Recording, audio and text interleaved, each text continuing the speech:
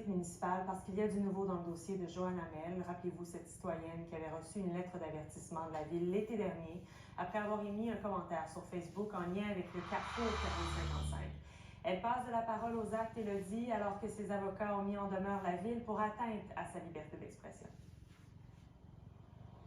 Exactement. Et Cassandre, on se rappelle de cette situation, la Ville qui reprochait à Mme Joanne Hamel d'avoir écrit sur Facebook des propos dénigrant un employé municipal. Elle avait ensuite reçu, en réponse à ce geste, une lettre de la Ville de Trois-Rivières, une lettre d'avertissement. Et c'est cette lettre qui est dénoncée par Mme Hamel elle-même, par ses avocats, mais aussi par de nombreux citoyens. Ce qu'on peut lire dans cette mise en demeure envoyée à la Ville de Trois-Rivières, c'est que cet avertissement est excessif et qu'il constitue une atteinte à la liberté d'expression, que la réception d'une telle communication est inquiétante. Donc, les avocats qui exigent maintenant que cette lettre soit détruite, retirée des archives de la Ville de Trois-Rivières, que la plainte envers Mme Hamel soit retirée et ils réclament aussi 5 000 $ pour les inconvénients causés à la dame. Je vous invite à écouter l'avocat dans le dossier.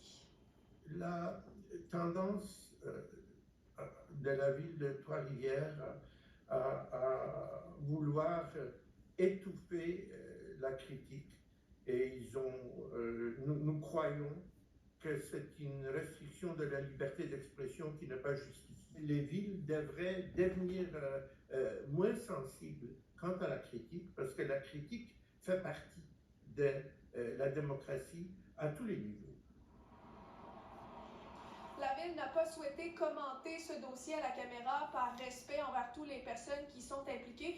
Toutefois, le porte-parole nous a écrit qu'il tenait à mentionner que protéger nos employés de toute incivilité sera toujours une priorité. J'ai aussi joint Mme Hamel par téléphone. Elle n'a pas non plus voulu commenter à la caméra étant donné les procédures qui sont en cours.